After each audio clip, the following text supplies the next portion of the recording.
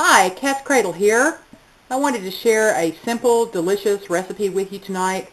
It's not particularly prepping, I wouldn't guess. I guess if you grow your own cabbage, it could be because all the other ingredients are pantry ingredients. Cabbage was on sale this week at my grocery store. The cabbages were beautiful.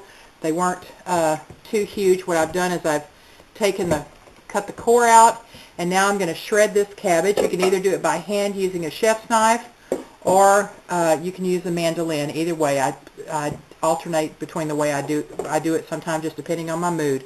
So I'm going to shred this cabbage up, and then I'm going to show you what else goes in it. Lots of people make this slaw, and I've tasted it at lots of different places and decided that I could improve upon it, and I think it's probably the best Asian slaw. Well, for sure it's the best Asian slaw I've ever tasted, and I hope you'll give it a try. I think you'll like it. So let me get this shredded, and then we'll come back and get to the rest of it. Okay, I'm back, and I've got my beautiful head of lettuce shredded. You can see it feels cabbage. Thank you, Pepper. My beautiful headed cabbage is shredded. It fills this big bowl, and you'll want a bowl at least this big. Surprisingly enough, we will eat this whole bowl tonight. It's a one dish dinner, and we will finish off all this. We've never had anything left. So here's the next part. You can take as many packages of ramen noodles as you want. I'm using 2 tonight, and what I do is I get a skillet pretty hot with a couple of teaspoons of oil, and I just use a regular oil here, and I've just kind of spread it around. So here we go. I've crunched up 1 bag of noodles. If you feel any big pieces, just press them and put them in. And here's where my recipe differs from a lot.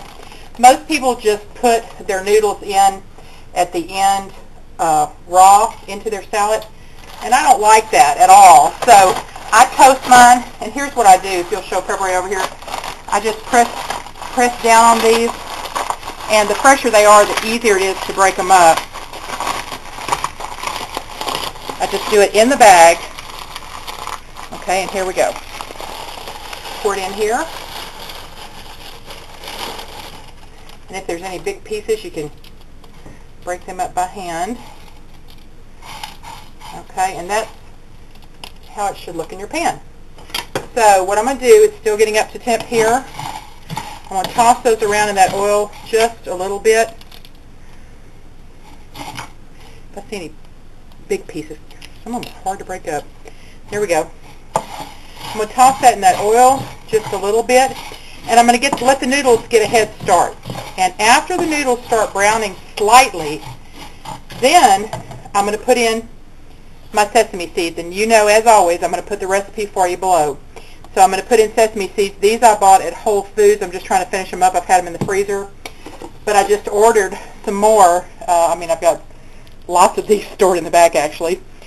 These are from honeyvillegrain.com, and they're really good sesame seeds too. I've already vacuum sealed this package.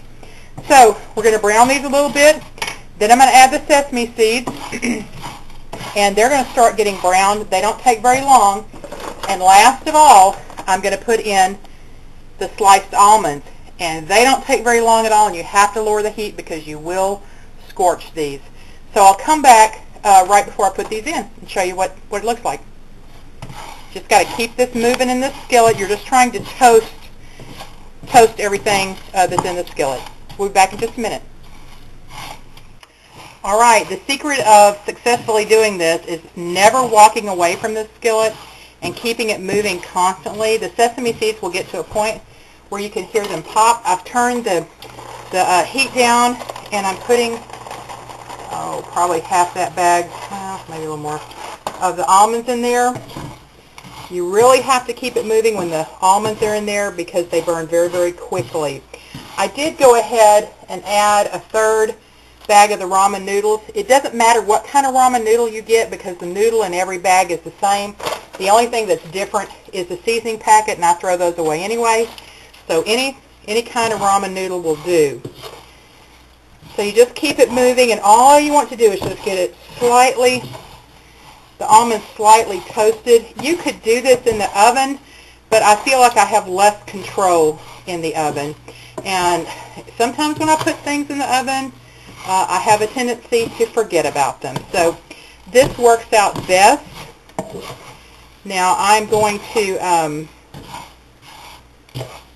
just keep moving it a few more minutes. The color is almost there. You can see it's kind of golden. I make a lot of this. This is certainly will not go in this one salad. I make a lot of it because it's delicious, sprinkled on top of any salad as a salad topping. So if I'm going to go to the trouble to do it, I make a lot of it. So, what prepare? I think it smells really good too. Like the sesame seeds have that nutty smell to them. Yeah, they do. It does smell good. Okay, so I'm gonna. This is just about done. In fact, I can see the almonds taking on just a bit of color. So I think I'm going to quit. I'm going to take it off the stove and I'm going to continue to stir it for just a couple of minutes until the skillet cools down. And I may even turn this into another pan just so it'll cool a little quicker because we're going to want to eat pretty quickly. And then I'll show you how to make the dressing for the salad. Be back in a minute. I'm back to show you how to make the dressing. In this measuring cup I have some plain white sugar. To that I'm going to add the vinegar to mix up the dressing. And you have several options here, although you don't want to get, you don't want to get too exotic.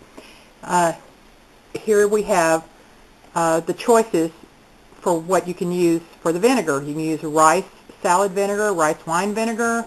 You can use apple cider vinegar. You can use, this is a white wine vinegar. You can use just a plain white distilled vinegar. You cannot use balsamic vinegar. You would not want that. You want a sweeter vinegar. So I'm going to go ahead and add my vinegar. I'm going to try to maybe use up some of these. I'll give you the measurements below. I'll take just a little more of that. Okay, there we go. So the vinegar and sugar is in. I like to put just a little bit of celery seed in this. I think it goes nice with the cabbage. Here's some of my home, let me take this off so you can see, my own dehydrated cayenne pepper. I like that. You can leave that out if you want. Just use black pepper. I like the zip of it. I think that's probably good. And this recipe, this salad calls for green onions, fresh green onions. I don't have any, but I do have dehydrated green onions, and I think I'm going to let them rehydrate in my dressing. So I'm going to put a little bit in there, not too much. And then it calls for just a little bit of oil, about a tablespoon. So I'm going to put a tablespoon of just regular oil in here. This is vegetable oil. Not too much. Can't believe I dropped that. And then I do this just for flavor. Now, if you've ever used sesame oil, you know it's pretty strong. And I like the flavor of sesame oil, but I don't want to overpower my salad. So I'm just going to put just a few drops in there, and that will be enough to give it a delicious flavor. You can certainly leave it out if you want to. And the only other thing I forgot to bring over to the table, I'll put just a little bit of salt in there, and I'm also going to get some of my own dehydrated ginger and put just a pinch of that in there. I'm going to mix that up. I'm going to pour it over the salad. I'm also going to add 1 can of mandarin oranges. It looks kind of funny. It's upside down. The top wouldn't open right, so the bottom always opens better anyway. And they're going to be drained. I'm going to put those on top of the salad. I don't dice them or cut them. And I'm going to put on this chicken that I cooked this week. I made a delicious pineapple teriyaki chicken in my electric pressure cooker, and I had probably 3 thighs left over, probably about 2½ cups of chicken meat here that's been diced. It already has a delicious Asian flavor, so instead of reinventing the wheel and marinating chicken breast, that kind of thing, I'm just going to put it in my salad. But I'll tell you how to make the marinade for the chicken. What I do is I dice up my raw chicken, I put it in a marinade, I let it sit for about 30 minutes. It can sit longer, and then I just cook it until it's done in the skillet, let it cool, and then I would add that to my salad. But this is, it's going to taste the same, so I'm going to use that. So I'm just going to come over here, I'm going to mix up this, I'm going to get a little bit of salt, a little bit of ginger, and that is my dressing. You know what? It doesn't look right because I have forgotten the soy sauce. So I'm going to put just a little bit of, just a tiny little bit of soy sauce in it, the ginger and the salt, and that's my dressing. We're expecting Paladin Prepper home any minute. I'm going to put this together and toss it, And so when he walks in, all we have to do is sprinkle the topping on our individual bowls, and we're ready for dinner. I'll show you how that looks when I come back. Okay, Palate and Prepper made it home, and now we're ready to eat. I did find my ginger. Just wanted to show you what it looks like.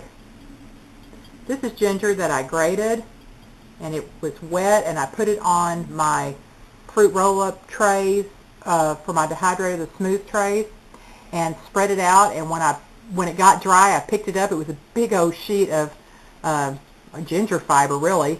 And then I put it in my blender and blended it up into a powder. And when you open this, it smells wonderful. I can use it for so many things, for teas and for ailments. It's just wonderful to have. Okay, here's how the salad looks. It's beautiful. Now, I'll tell you a couple options here.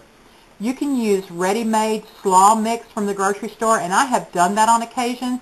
It has a little too much carrot in it for me. Not that I don't like carrot, but I think it makes it a little too sweet. I don't mind the purple cabbage in there at all. It looks beautiful. So if you want to make this really quickly, you can use the bag slaw, but I really prefer that just has cabbage in it.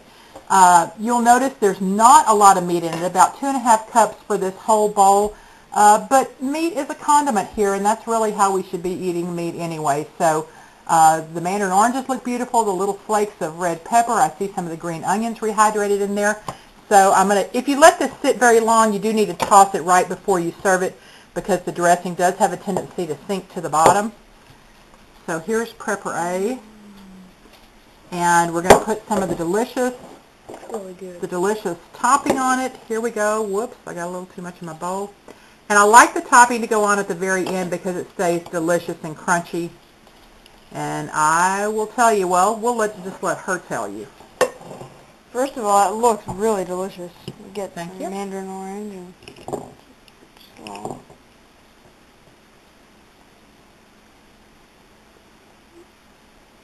I like the vinegar in the dressing. Well, wait till you finish chewing, girl. Sorry, I was mentioning that I like the vinegar in the dressing. You like the taste of vinegar, but it's not overpowering, do you think? No, I think I think the oil that you put in kind of balances out the vinegar, but it still has that little edge that vinegar has, and it tastes really good.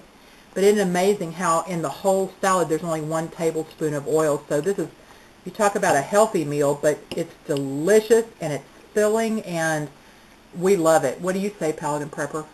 I'm looking forward to having a bowl full. Okay, so try this. I think you'll like it. It's a big improvement over most of the Asian slaws you've probably tasted. The meat is not necessary at all if you want to just use it as a salad, not a main dish. I think you'll love it. Give it a try, and if you do, let me know. Katzcradul. Prepper. Palate and Prepper. Bye, y'all.